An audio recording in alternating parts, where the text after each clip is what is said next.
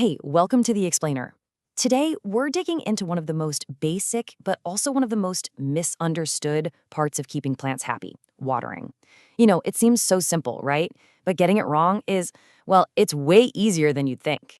So let me ask you a question, and be honest. Have you ever been so diligent, so careful with a plant, watering it right on schedule, only to watch it just give up and die? If you've ever felt like you've killed a plant with kindness, trust me, you are not alone. But here's the big secret. The problem probably wasn't you at all. It was your calendar. Seriously, that idea that you should water your plants on a fixed day, like watering Wednesday or every single Sunday, that's one of the biggest myths in plant care. And today, we're going to bust that myth wide open. So what happens when you follow that rigid calendar? Well, it leads you straight into the arms of the #1 killer of all houseplants. See, when you stick to a strict schedule, you're totally ignoring what your plant actually needs. And that guesswork, more often than not, leads to overwatering.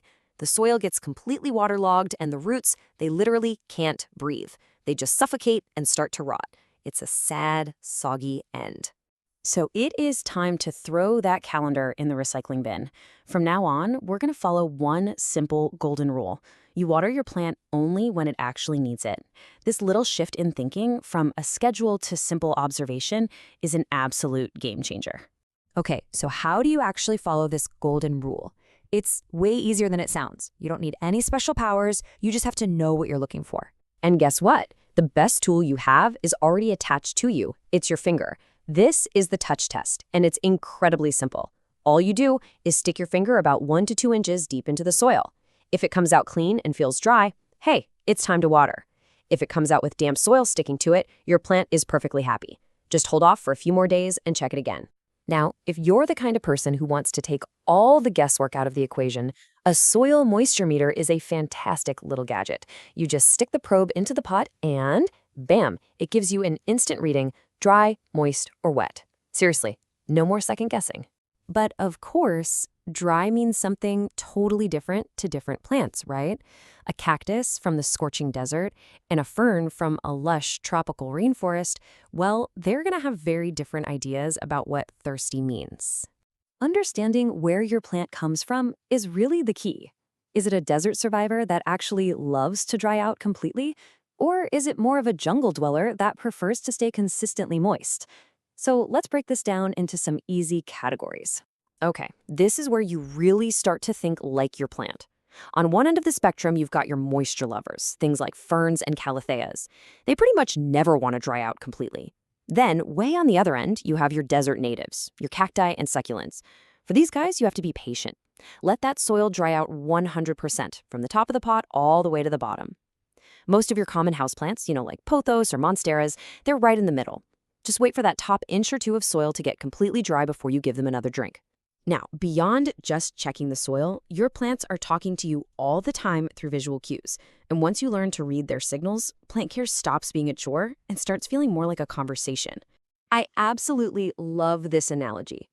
Think of every single cell in your plant's leaves as a tiny water balloon. When they're all full of water, the leaves are firm, they're perky, they're holding themselves up. But as they start to lose water, those little balloons deflate, and you get that classic droopy, wilting look. That is your plant's most obvious way of yelling, "Hey, I'm thirsty over here." But here's a really crucial distinction, because wilting can be a little confusing. A thirsty, underwatered plant will have drooping, maybe even crispy leaves, and the soil will be bone dry.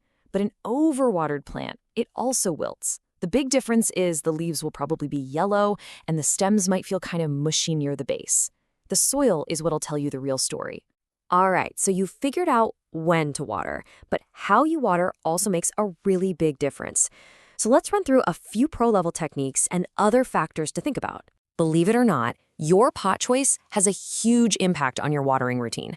Terracotta pots are porous. They breathe, which means the soil dries out a lot faster. This is amazing if you're someone who tends to overwater.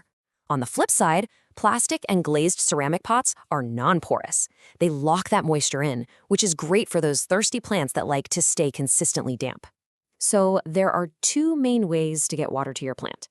Top watering is what we all think of, just pouring water on top of the soil. It's great for flushing out any mineral buildup. Then there's bottom watering. This is where you set the pot in a saucer of water and let it soak up moisture from the drainage holes. It's perfect for plants that hate getting their leaves wet, like African violets, or any plant that's prone to rot if the center gets wet. And last but not least, timing really does matter. The absolute best time of day to water your plants is in the early morning. Why? Because it gives the plant all day to absorb the water, and any splashes on the leaves have plenty of time to dry off. This really cuts down the risk of fungal diseases. The worst time? Late at night. Damp leaves and cool air is basically an open invitation for fungus to move in. So the next time you pick up that watering can, just pause for a second and ask yourself, are you just following a schedule, or are you actually having a conversation? By checking the soil and reading the leaves, you're not just watering, you're listening. So the real question is, what are your plants trying to tell you right now?